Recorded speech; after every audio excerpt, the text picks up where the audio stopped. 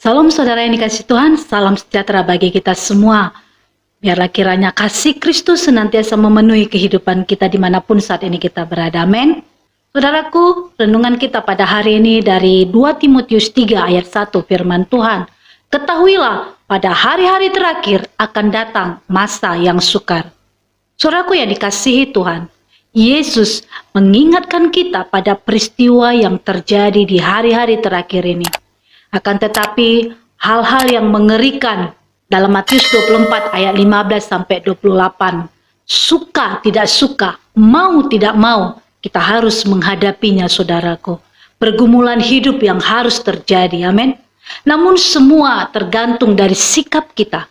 Kita harus berpegang pada kebenaran firman Allah ketika kita dalam menghadapi masa yang sukar dan tetap kuat dalam Tuhan.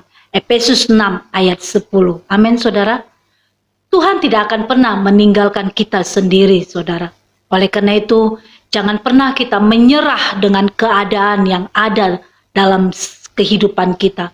Sekalipun orang lain mencoba menutup jalan kita, ada pintu yang tertutup bagi kita. Namun selalu ada jalan yang bisa dibuka oleh Tuhan. Amin. Ada begitu banyak cara Tuhan menolong kita, orang-orang yang percaya kepadanya. Saudaraku yang dikasihi Tuhan, apa yang harus kita lakukan ketika masa sulit itu terjadi dalam hidup kita, ketika masa kesukaran itu datang dalam kehidupan kita? Ada 5 hal yang harus kita kerjakan ketika kita menghadapi masa-masa yang sukar. Yang pertama, kita berdoa.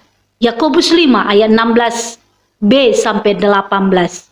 Saudaraku yang dikasihi Tuhan, kita harus berdoa dengan penuh keyakinan yang sungguh-sungguh bahwa apa yang kita doakan pasti dijawab Tuhan. Amin. Salah satu contoh tokoh Alkitab yang yakin dengan doanya dijawab Tuhan adalah Elia. Kita tahu siapa Elia. Elia adalah manusia biasa seperti kita. Namun ia bersungguh-sungguh berdoa supaya hujan tidak turun, dan hujan pun tidak turun selama 3 tahun 6 bulan.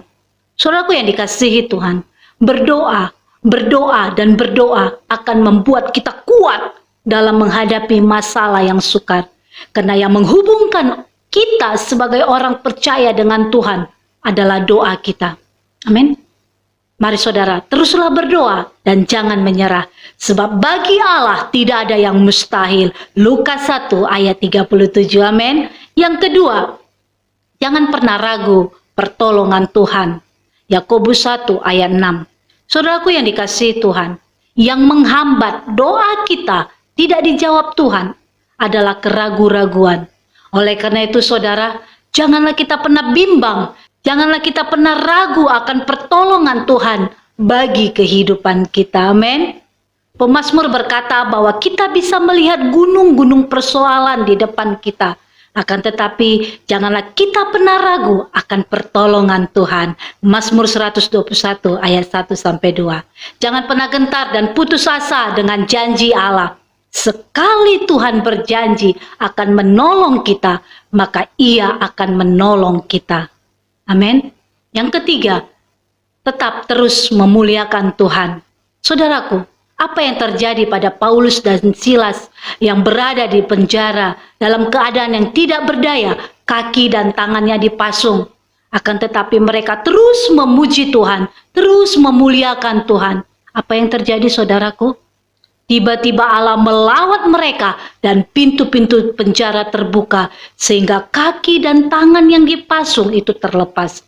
Begitu dahsyatnya pujian orang-orang yang percaya kepada Tuhan. Amin.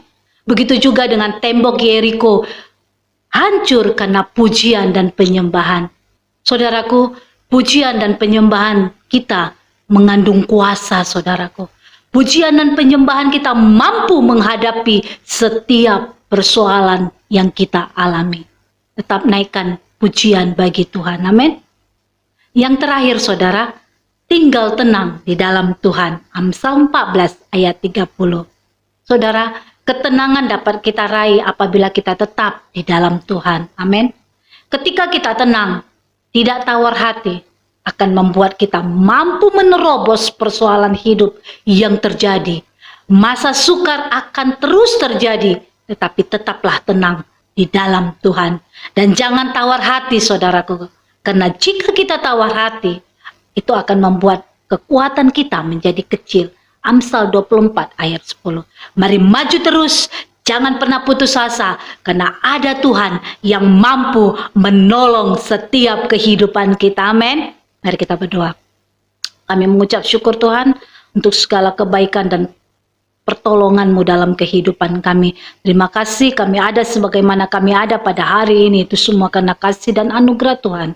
Terima kasih buat waktu yang masih Tuhan beri bagi kami, untuk kami boleh datang sujud di bawah kaki-Mu ya Tuhan, untuk kami boleh mendengarkan firman-Mu. Terima kasih Tuhan, Engkau menguatkan kami ketika masa-masa sulit terjadi dalam kehidupan kami. Di hari-hari terakhir ini kami tahu Tuhan tidak pernah meninggalkan kami sendiri. Pertolongan Tuhan tepat pada waktunya. Tangan Tuhan yang mengangkat setiap kehidupan kami. Terima kasih Allah Roh Kudus. Terima kasih Engkau materaikan firman-Mu dalam kehidupan kami, sehingga kami menjadi kuat, makin hari makin kuat untuk menghadapi setiap masalah, kesukaran, kesulitan yang terjadi di hari-hari terakhir ini ya Tuhan. Terima kasih Bapak. Kau memberkati seluruh umat-umat-Mu Tuhan. Berkat-Mu tercurah atas keluarga, rumah tangga, usaha, pekerjaan, bahkan pelayanan seluruh umat-umat-Mu dimanapun mereka berada. Setiap pergumulan mereka Tuhan yang menjawab dan menyelesaikan dengan cara-Mu yang ajaib. Terima kasih Tuhan.